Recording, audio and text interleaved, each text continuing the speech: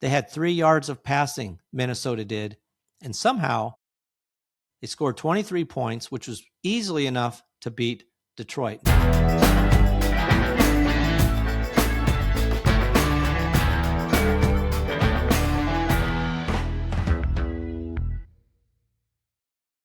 Welcome to Just the Stats NFL Top 10's for Friday. My name's Ernie Jennings. Glad to have you here, either watching or listening. I'm getting this out a little late, but had to do some running around this morning, so I didn't get a chance to work on this at that time. So I know it's late, but it is going to cover the weekend, so maybe you'll get a chance to listen to it sometime today, tomorrow, and before Sunday's games. So, in this podcast, we're going to talk about the three games on Thursday, on Christmas Day, and hope everybody had a good Christmas. Shout out to my cousin Dan in Washington State. Hope he had a good Christmas as well.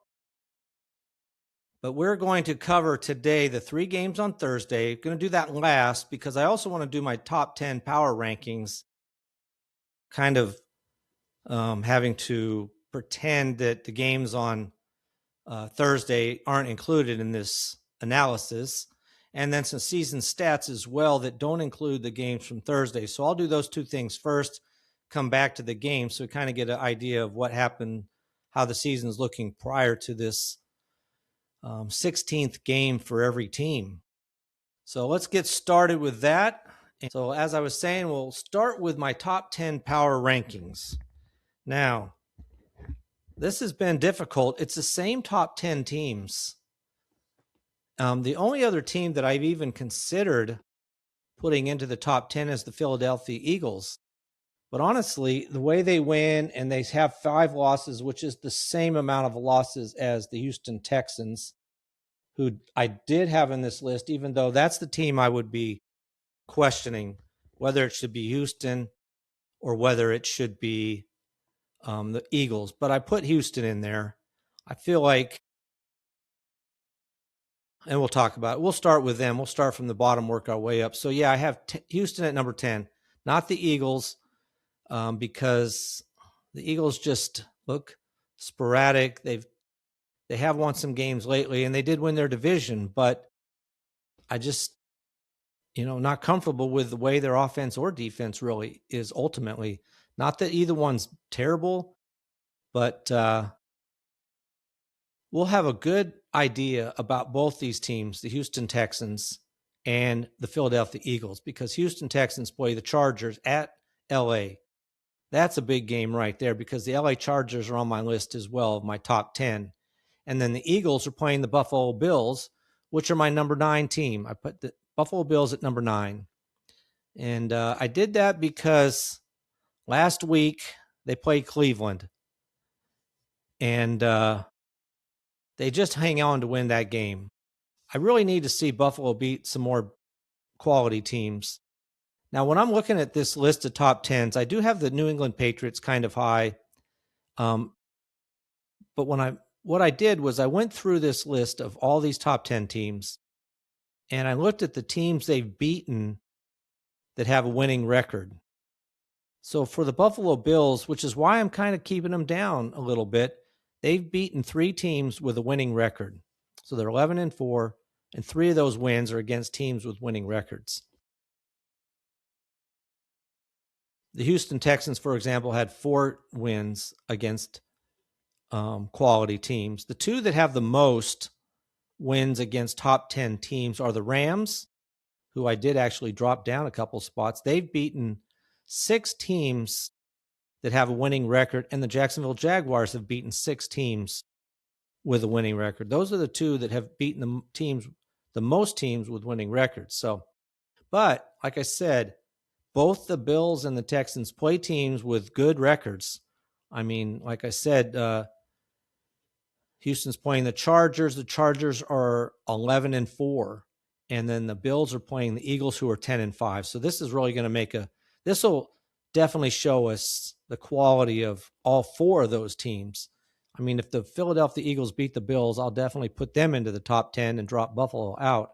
On the other hand, if Buffalo beats the Eagles, depending on what some teams do above them, I could move them up. Not just because somebody loses, but also I'm saying that, but as I'm looking at this list, it's kind of interesting.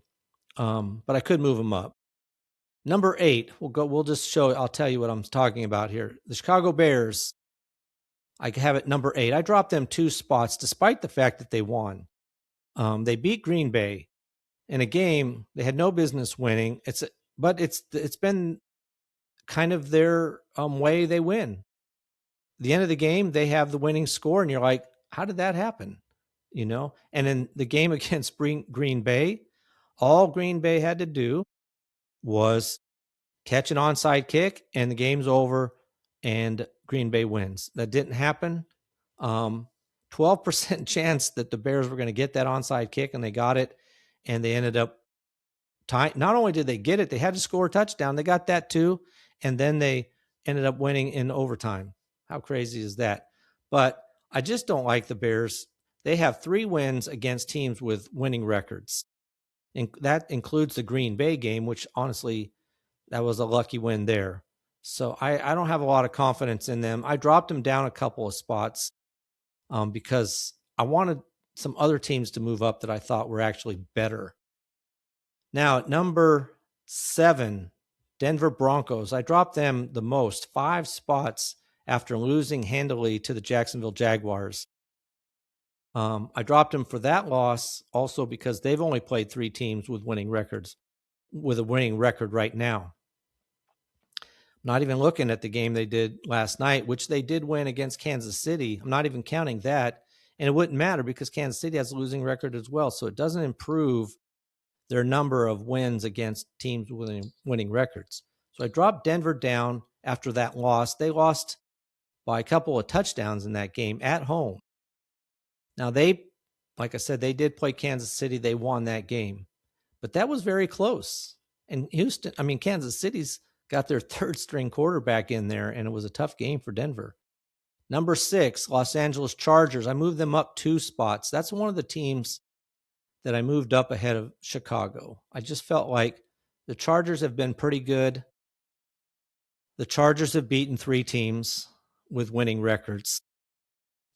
And not that Kansas City has a winning record, but they are, at the time, were thought to be one of the better teams. They beat Kansas City twice this year. First game of the season, in fact. So I got them at number 6. They play Houston. Big game there. This will be another matchup where we'll see how good is Houston. Their defense is excellent. Their offense is not so hot. On the other hand, the Chargers' offense is pretty good except for the offensive line, and their defense is also good. So we'll see what comes out of this. This is in LA. Houston has to go to LA.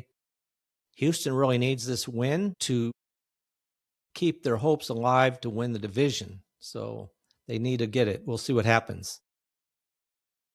All right, number 5. I've got the San Francisco 49ers. I moved them up 2 spots. They're 11-4. And again, this is another game where the winner of the game, they're playing Chicago Bears. Chicago's going to San Francisco in this game. So the winner of this game will really prove a little bit better the quality of their team. And we'll see how big the victory is and so forth. San Francisco has beaten 4 teams with a winning record this season. So I got them number 5. Number 4, Jacksonville Jaguars continue to win, have the longest winning streak now in the NFL. Well, no, they don't. Houston does, actually. They're 1 game behind Houston. But Jacksonville is now 11-4. They just got done beating the Denver Broncos, who I had at number 2 on my list, who had only lost twice, and that was fairly early. Denver was on an 11-game winning streak, and the Jacksonville Jaguars went in there and beat them by 2 touchdowns. So I have them at number 4, up only 1 spot, only moved them up 1. Basically, it was just moving them up because Denver went down, is really all that happened. They play the Indianapolis Colts, who have Phillip Rivers. Colts, and it's in Indianapolis. The Colts absolutely have to win. Hope the Jaguars lose next week as well. Actually, they're hoping more for Houston. They need Houston to lose both their games to have a chance to make the playoffs as a wild card. That's their only hope at this point in time. So we'll see what happens with them. So it could be a tough game. The Colts have played people fairly well. They played 49ers fairly well the first half, and then it kind of fell away. They played Seattle really well. Very close game there. Had a chance to actually beat Seattle, just couldn't do it in the end. So they've played pretty tough with Phillip Rivers as their quarterback. Not a lot of offense necessarily, but trying to control the ball. Their defense is pretty good. Now, number 3, Los Angeles Rams. I dropped them 2 spots because of their loss to Seattle. That was a big game last week, and but I did drop them 2 spots. Only 2 spots because they did lose to Seattle, one of the best teams now, along with the Patriots, who and the Broncos all have a record of 12-3. And I only dropped them 2 spots also because, like I said, the Rams have beaten 6 teams with a winning record, which is tied for the most this season. So I kept them up there, didn't drop them a long ways down this list. Now they have a game relatively easy compared to some of these other teams. They do go to Atlanta and play. Atlanta has a decent defense, but I expect the Rams to come out of that with a victory. Though I will say they also went to Carolina, the Rams did, and end up losing that game, which was a very costly game for them. Now, as you look at it, the Carolina loss combined with the Seattle loss really have dropped them from leading their division to a wild card team. Number 2, New England Patriots. I moved them up a couple of spots. The Patriots beat the Baltimore Ravens. I got the Patriots up here this high because they're 12-3. Only one of 3 teams with a record like that. I'm a little torn about having them that high, to be honest with you. They beat the Ravens, which is a decent win, but Ravens don't have a winning record. They were close to, they would have had a winning record if they could have won that game. They didn't. And the Patriots only have 2 wins against teams with a winning record, one of those being the Buffalo Bills. And they actually did beat Denver early in the year. They were one of the first losses that Denver had. So, and like I said, only 3 losses. When you're making this list, I thought, if I dropped them, how far do I drop them? Like I could move them behind the Rams, who are at number 3, and just move the Patriots. And because the Rams lost to the Seahawks, who are number 1, the Rams could be number 2. So that's a possibility. But I'll leave it there. And, and we'll see how the wins go. I expect the Patriots to beat the Jets. But if it's close at all, I think the Rams handle Atlanta handily, and say even the Jaguars, any of these teams that are in the top 5 or 6, if they win handily, I might drop the Patriots if they don't look that sharp, even in a win. But we'll see. Now, number 1, Seattle Seahawks. I put them into number 1 because they beat the Los Angeles Rams, who were number 1. Also put them up there because they have 5 wins against teams in the top who do have a winning record. Let me get that out properly. Now, they have an easy game as well. They're going to Carolina. And I really shouldn't say it's an easy game because it's a very important game for Carolina, who are leading their division.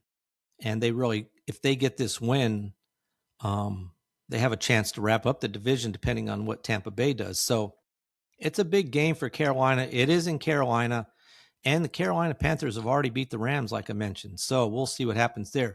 A lot of really exciting games this Sunday, Saturday, Sunday, Monday, plus the games we just had on Thursday. All right, let's look at some of our season leaders now. And we'll start with, I didn't do all of them. I did some because I wanted to get these certain ones in there.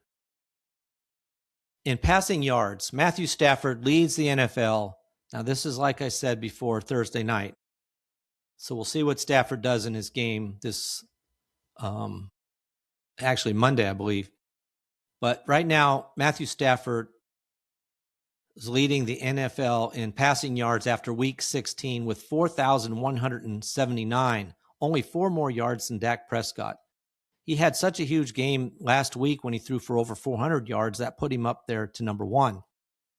So Stafford's number 1 in passing yards.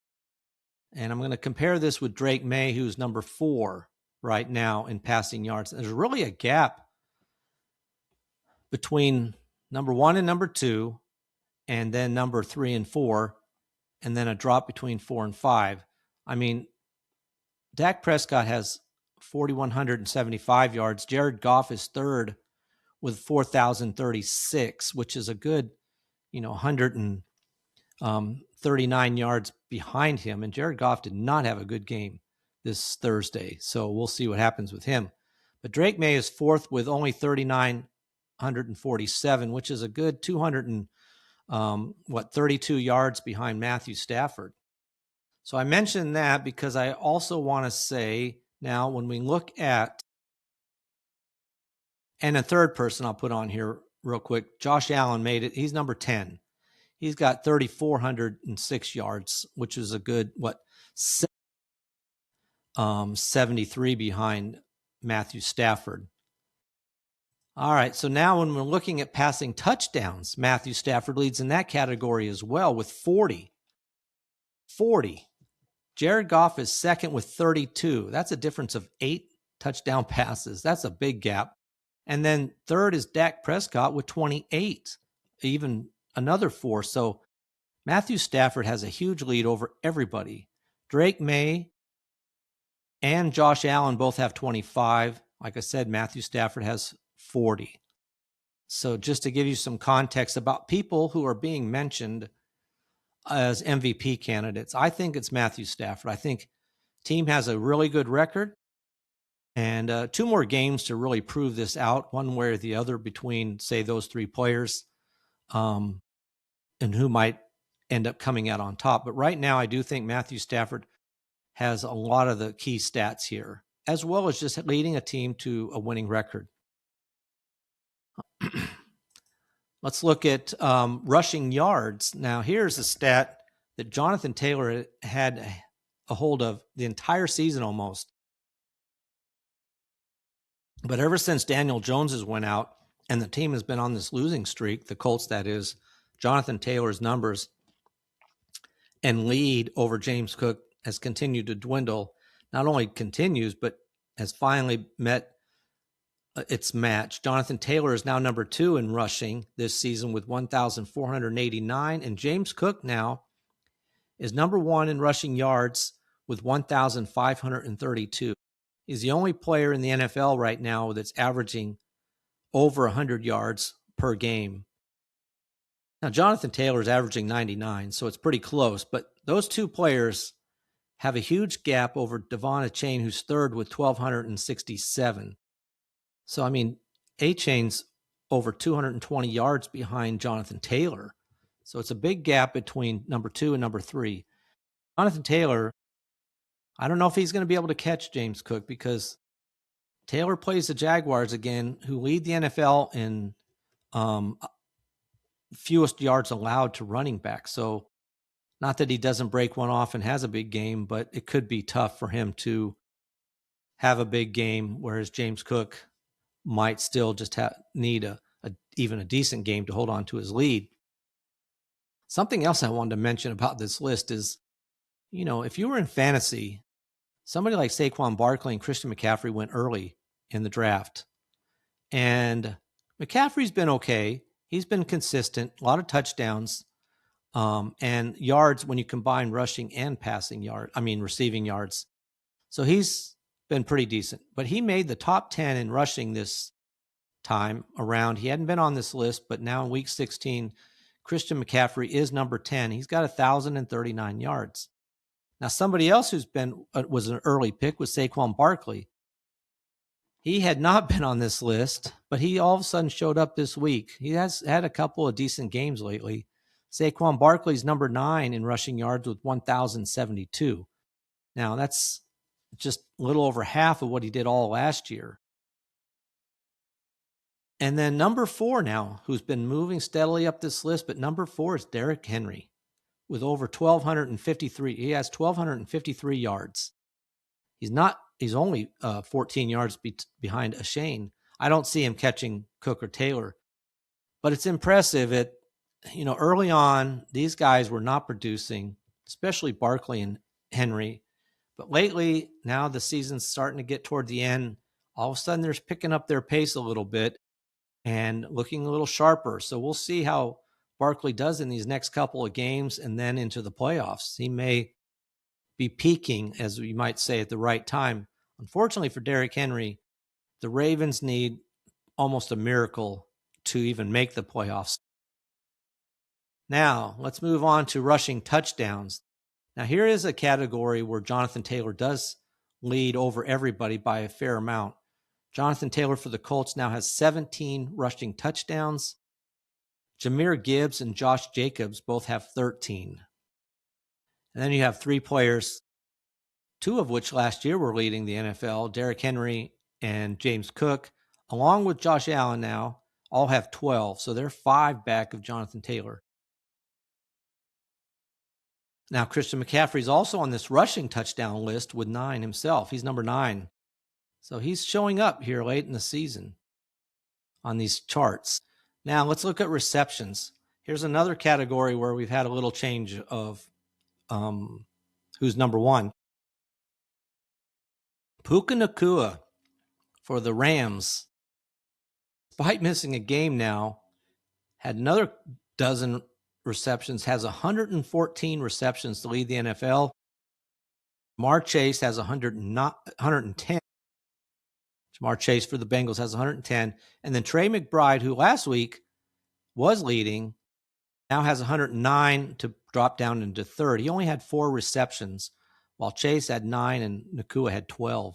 Nacua had a monster game, just a monster game last week.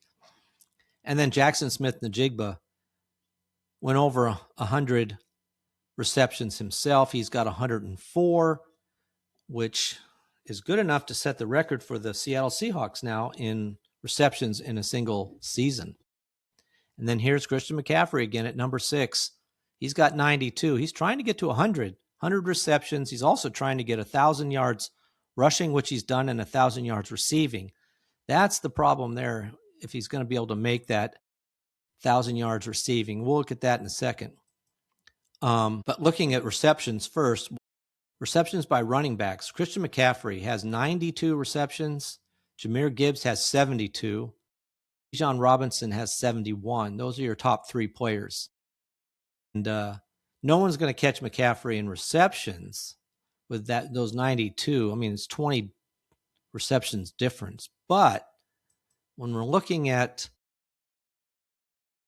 receiving yards by running backs, Christian McCaffrey's had a huge lead all year. But all of a sudden, Bijan Robinson has been coming on strong with the Falcons. He had another big game. He had another 92 yards, I believe it is, to gain a lot of ground on Christian McCaffrey. Now, Christian McCaffrey has 849 yards receiving as a running back. Bijan Robinson has 776. So now this lead that was over at one time well over 200 yards is now down to 73 yards. So he's cut the gap with 2 games to go. We'll just see what happens. But I would like to see Christian McCaffrey, or even Bijan Robinson, but Christian McCaffrey get to 1,000 yards receiving. He needs another 151, which at the pace he's going with only 2 games to go, he's not going to make it. He's going to have a big game, 2 big games fairly, pretty much. I mean, with the need to get basically 75 yards a game, that's more than he's really averaging, quite a bit more, honestly. He's averaging closer to 50. So he's going to have some big games to make it to 1,000 yards receiving and rushing. Those 2 players, McCaffrey and Robinson, have a huge lead over number 3, Jahmyr Gibbs, who has 557. So the difference between Robinson and Gibbs is like 219 yards. There's a big gap. 4th. And we had a couple of new players, rookies here. Ashton Genty made the top 10 in receiving yards by running backs. He's number 9. R.J. Harvey for the Broncos is number 10. So a couple of rookies on this list. That's kind of fun to see. All right, those are some of the numbers I wanted to look at. Some of the season stats going into it, because they're big stats and they have a lot of implications on who's going to be the rushing leader for the year, NFL and scrimmage yards, and can McCaffrey make it to breaking all those categories that he's got going on there, and who is going to be the MVP, comparing some of the numbers with Stafford, Drake May, and Josh Allen. Josh Allen won the MVP last year. And if it says anything, that kind of, he has to have a spectacular year in a way to win it again, because Lamar Jackson had won it 2 years ago. And even though numbers wise, he had a better year, I thought anyway, numbers wise, we'll put it that way, than Josh Allen. Josh Allen won it. And there seems to be a hesitancy by the people who vote to give the same person the award 2 years in a row. So it's very possible that Josh Allen's going to have to do something spectacular in the next 2 years to overtake May and Stafford. I don't see anybody else, any other non-quarterback player really being in this vote as far as number one goes. All right, let's look at the games that we had on Thursday. The first game, Dallas Cowboys went to Washington and beat the Commanders 30-23. This game was fairly fun to watch. The game was close. Honestly, the Commanders had to make a comeback, and they actually tried anyway. Halftime, Dallas Cowboys were winning 24-10, but Commanders put up 10 points in the third quarter to tighten the gap a little bit, but just could not get the final touchdown that they needed to overtake the Cowboys. Now, in this game, really, Dallas, actually defensively, one of their better games, because they only gave up 328 yards, which for most teams would be quite a bit, but for them isn't actually that bad. But they, on their other hand, they had 480 yards of offense, 211 yards rushing. That's huge for them. Good game there. And then both teams, wow, penalties galore. Dallas had 11. Washington had 10. That's just too many. One of the key problems for Washington in third down conversion rate, 1 for 6. Only was able to convert third down one time out of 6 tries. That's 16%. Whereas Dallas had 8 for 20. 20 times they were trying to convert third downs. That's a massive amount of times.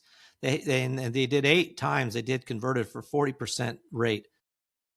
The fact that Washington only lost by 1 touchdown when the Cowboys had the ball for almost 39 minutes to 21 for the Commanders. That's how lopsided that was. Now, looking at some of the numbers, Dak Prescott had a pretty decent game. 19 completions on 37 attempts for 307 yards, over 8 yards an attempt, 2 touchdowns, no interceptions.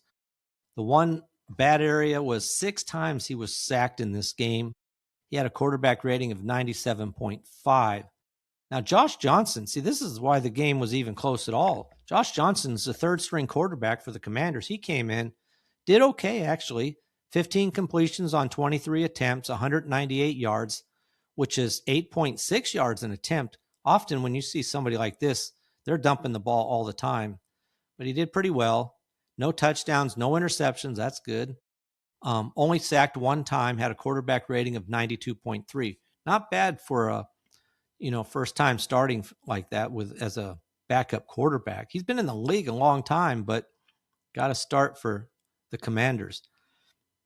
In the running game, Javonte Williams got hurt early in the game. He did have 13 carries for 54 yards and a touchdown before he went out of the game. And which not bad, 4.15 yards a carry. So pretty good there. But Malik Davis came in and did well as well. He had 20 carries for 103 yards. That's over 5 yards a carry. No touchdowns, though. Hang on. Sorry about that. And then for Commanders, this is what kind of shows why the stats are a little bit lopsided as far as time of possession. Ja'Cory Krosky-Merritt had 11 carries for 105 yards. That's 9.5 yards a carry, had 2 touchdowns. Now, one of the touchdowns was a 72-yard run. So they had just gotten the ball back to try to get back in this game, and they did it that fast. 72 yards in one play, and all of a sudden their defense is back on the field, with a good outcome prior to their coming back on the field. But that's one of the reasons. So in that particular series of downs, the Commanders had the ball for a minute, and then they're handing it right back. But they needed that touchdown, and they got it that quickly, which really helped them to kind of hang around in this game. In the receiving department, not much here. Nobody was jumping out. George Pickens did all right. 4 receptions, 78 yards. They tried to get the ball to CeeDee Lamb. The Cowboys did. He had 5 catches, but only 46 yards. He was targeted 10 times, which was the most times by more than any other receiver with 10 targets. Now, the touchdowns went to Jake Ferguson. Only had 1 catch for 6 yards, but it was a touchdown. And the same with Kevontae Turpin. Here's another big one. This was a killer for the Commanders. Turpin catches a little screen pass, goes 86 yards for the touchdown. That was it. The only catch he had, and was 86 yards, a touchdown. If you're only going to have 1 catch, that's a great way to do it. All right, and then for the Commanders, Terry McLaurin, 5 catches for 63 yards to lead the team in targets and catches, but only 5. They only had 15 total receptions in this game. Nobody else had more than 3. So not a lot going on there. All right, now looking at some of the numbers for the Dallas Cowboys, Prescott, he needed only 9 yards passing to move up on the season numbers here. Well, he got 307, which really boosted him. Dak Prescott now was in 8th place going into this game, now with 4,482 yards. He jumps all the way up into 5th spot now with that amount of yardage, and really not very far behind number 4. Catch that this next game. He has a chance of catching, probably, maybe even breaking the record Tony Romo set in 2017 with over 4,900 yards. He'd have to have a huge game, but we'll see what happens. But now he's in 5th spot with 4,482 yards in passing yards in a single season for the Dallas Cowboys. Dak Prescott also needed a couple of touchdowns. He was tied for 10th all-time in passing touchdowns in a single season with 28. He got 2 more, which puts him now into a tie for 7th with 30 passing touchdowns for the Dallas Cowboys in a single season. So pretty good game for him there. And his stats have been pretty impressive this year. Especially what's interesting is really that Pickens still, I really thought Lamb would kind of take over, but Pickens has still been more or less the guy for the most part. Lamb has not been able to be as effective as I kind of thought he would. Now, speaking of George Pickens, he had 78 yards in this game with the Commanders, which gives him now 1,420 yards on the season, which is now good enough to move him all the way up to 4th.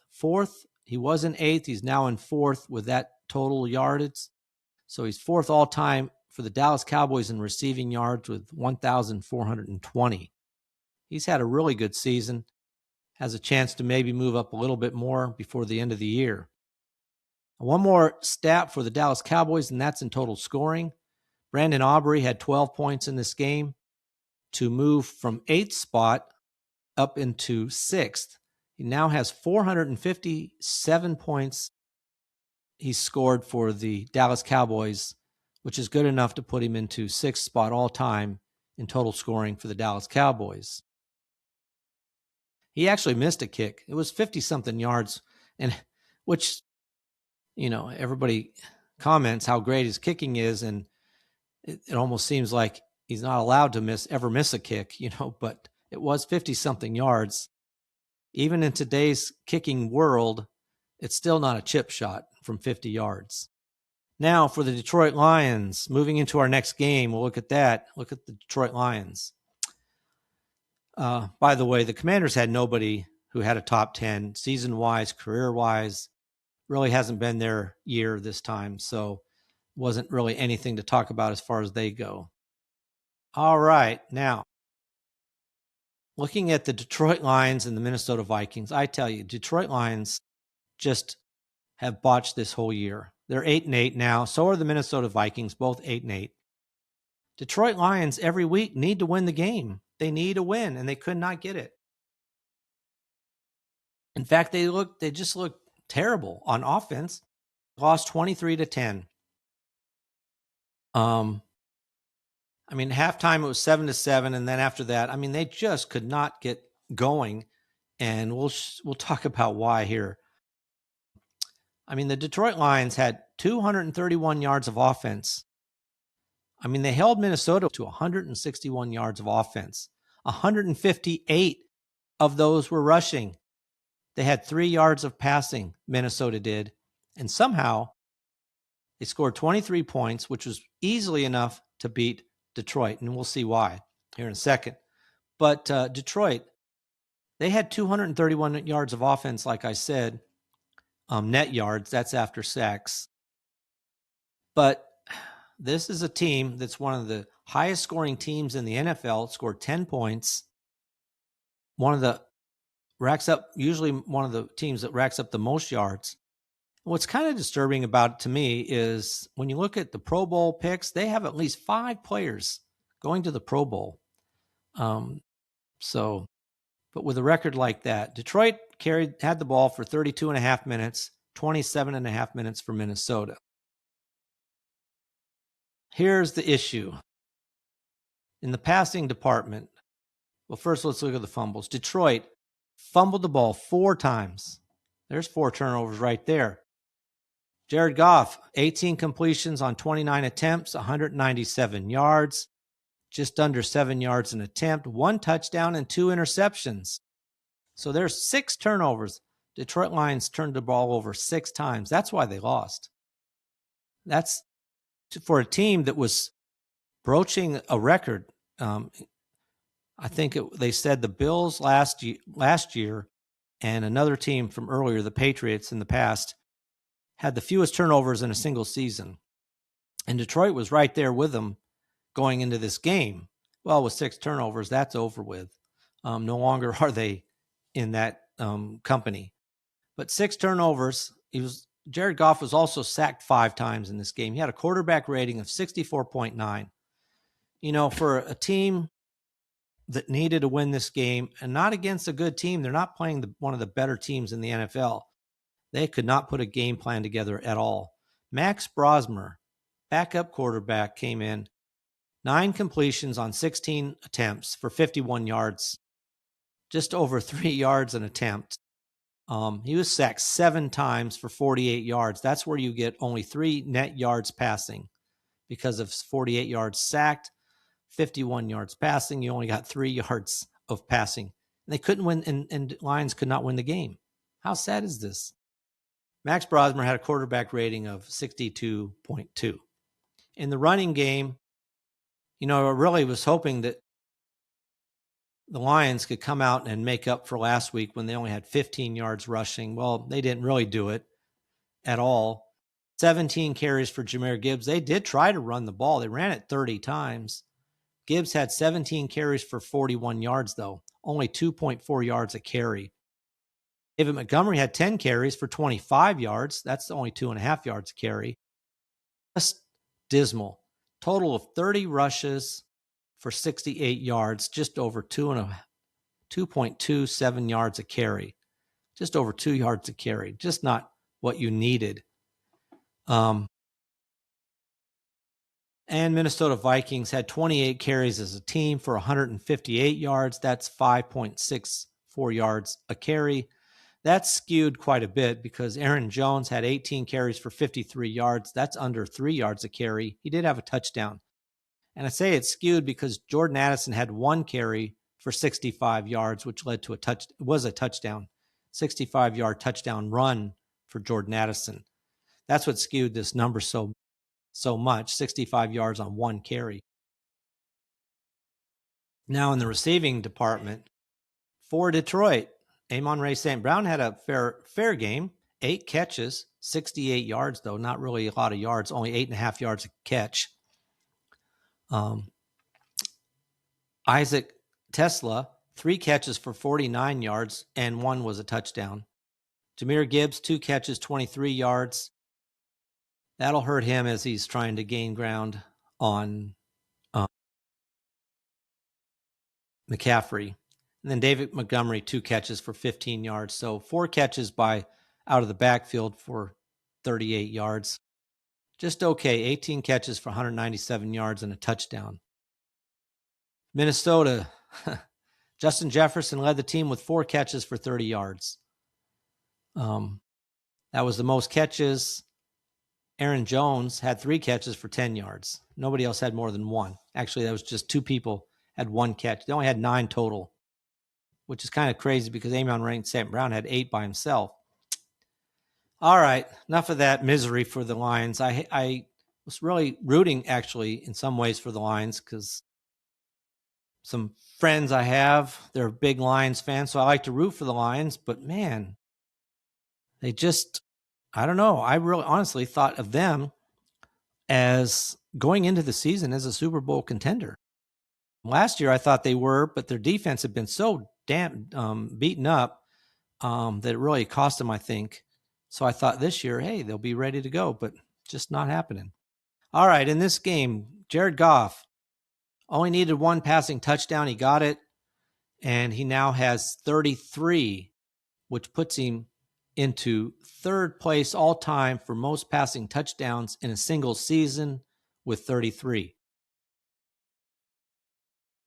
Kind of hate to say that after how bad he played, though. But, yeah, he's 3rd most touchdowns in a single season. Amon-Ra St. Brown was tied for 10th all-time in receptions in a single season with 98. He got 8 more. Now is up to 106 receptions. So went over the 100 mark, which 106 is good enough to put him into a tie for 6th all-time in receptions in a single season with 106. And then one more positive number here. Aiden Hutchinson, one of the best defenders, had 2 more tackles for loss, now has 43, which puts him into a tie for 7th in his career for the Detroit Lions for most tackles for loss in a season with 43. Good enough for 7th. All right, now for the Minnesota, they didn't have anybody that was a top 10 candidate this time around. All right, one more game to look at. That's the Denver Broncos and the Kansas City Chiefs. Obviously, going into the year, this was going to be probably would have been thought of as a huge game, but Kansas City was just playing a lot of backups, just didn't have the offensive power. Kept it close, though. Halftime, they were leading actually 7-6. And even after the 3rd quarter, the Broncos had come back. They were winning 13-10, but it was really close. But the Broncos are able to pull away and win 20-13 in Denver. I'm sorry, not in Denver. That was in Kansas City. Denver was at home last week when they played the Jaguars. All right, let's look at some of the numbers in this game. It's kind of, the numbers aren't too thrilling on Kansas City's side. Denver racked up with 303 yards of net yards in offense to 139 for Kansas City. Here's another team. You know, when you got a backup quarterback, this is what you have. Net yards passing for Kansas City, 57. 175 for Denver, so not a lot there either. Really not good at all. Now, Denver only had 5 penalties for 57 yards, which is good. Last week, they did pretty decent as well. They've been one of the more penalized teams. Kansas City only had 2 penalties for 10 yards, but one of them was the key. They had stopped Denver short, which probably would have forced, I think, a field goal, which would have kept the game within a touchdown, lead. 4th down You know they're just trying to draw Kansas City offsides, and they did it. Unbelievable. A guy jumped offsides, first down for Denver, and the game's over. It was terrible. So they only had 2 penalties, but one of them was just so huge. A 5-yard penalty that was just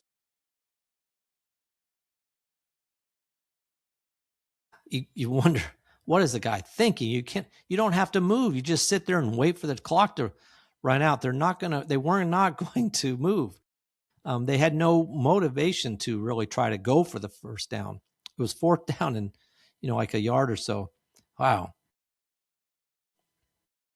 Nix in this game, 26 completions on 38 attempts, which is really a good percentage, but the yardage, only 182 yards, less than 5 yards an attempt, 1 touchdown, 1 interception, only sacked once, had a quarterback rating of 76.9. Now for Kansas City, this backup quarterback did okay, just okay. He ran around a lot.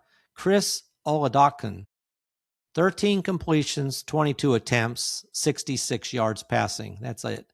Only 3 yards an attempt there. 1 touchdown, no interceptions, only sacked 1 time. Actually had a better quarterback rating than Bo Nix. He had a quarterback rating of 79. In the running department, nobody really stood out here. R.J. Harvey, 14 carries for 43 yards. That's just over 3 yards a carry. Bo Nix, 9 carries for 42 yards. That's 4.67 per carry, and he did have the touchdown. And then Jaleel McLaughlin, 7 carries for 40 yards for 5.7 yards a carry. So kind of split up between those 3 players. They averaged exactly 4 yards a carry in this game. Now for Kansas City, they tried to run the ball. Well, they ran it 19 times. Let me look at this number here. Yeah, Denver had the ball in this game for 39 and a half minutes. Kansas City, 20 and a half. So almost twice as long as Kansas City. Denver had this ball, and they won only by a touchdown. Wow. It's because of the interception was one of the key reasons there. It was the interception kept Kansas City in this game. But Kareem Hunt in this game had 7 carries for 38 yards, 5.4 yards a carry. Isaiah Pacheco had 2 more carries, 9 of them for 32 yards, 3.5 yards a carry. So really nothing spectacular there. And then the quarterback, Chris Oladokun, had 2 carries for 11 yards. Receiving, R.J. Harvey again, 5 catches for 33 yards. He's kind of coming on lately in his receptions and a touchdown. Led the team with 5 catches. 3 guys, Evan Ingram, Troy Franklin, and Cortland Sutton, all had 4 catches apiece. And then finally for Kansas City, Travis Kelce, kind of quiet, but then in the end when they were trying to come back down the field, had 5 catches total for 36 yards on 6 targets, which was the most catches by Kansas City Chief in this game. Like I said, only 13 receptions in the game. Travis Kelce had 5 of those. Rashard Smith had 3 catches, only 5 yards. But the 5 yards was on 1 catch, and it was for a touchdown. So good for him there. All right, let's look at some of the numbers in this game. Bo Nix needed 1 passing touchdown in his career to move up another spot, and he got it. He's actually now in a tie for 6th all-time with Jay Cutler with 54 passing touchdowns in his career for the Denver Broncos. Now for the Kansas City Chiefs, Chris Jones had a pretty good game. And I think he was the guy that jumped offside though. But he had a good game otherwise, but wrong time to jump. Chris Jones in tackles for loss had 1 more tackle for loss. He was in a tie with Justin Houston with 96, but with that next one, he's got 97, which puts him into 3rd place all time in tackles for loss for the Kansas City Chiefs. Only got 2 players left, and next year, if he plays, he should be able to catch them. Derek Johnson has 103. Tamba Hall has 105, so he's not that far behind, only 8 behind 1st place. And then also Chris Jones in sacks had another sack, which puts him now into a tie for 3rd all-time in sacks for the Kansas City Chiefs with 85.5. He tied Neil Smith, who played way back in the 80s and 90s. So he's now tied for third all time in the Kansas City Chiefs in sacks. All right, that is a look at this game with Denver and Kansas City, with Denver winning at 20-13. A lot of big games coming up tomorrow, in fact. So check out your listings for when those games play and what channels and so forth. You always got to do that anymore. I mean, Thursday, the first two games were on Netflix. Fortunately, I have NFL Plus, so I was able to watch them through that service. But if you don't have Netflix, you were out of luck unless you could find another way to watch them, which I know a lot of people have. But I don't know where all these games are being played. In fact, on Thursday, if you only had regular TV, you were out of luck because two games were on Netflix. The other one was on Prime. Interesting. A lot of money for the NFL, though, to do it this way. All right. I appreciate you listening. Please like and subscribe to this podcast. You'll find it on Just the Stats NFL on YouTube, where you'll find all the charts and so forth.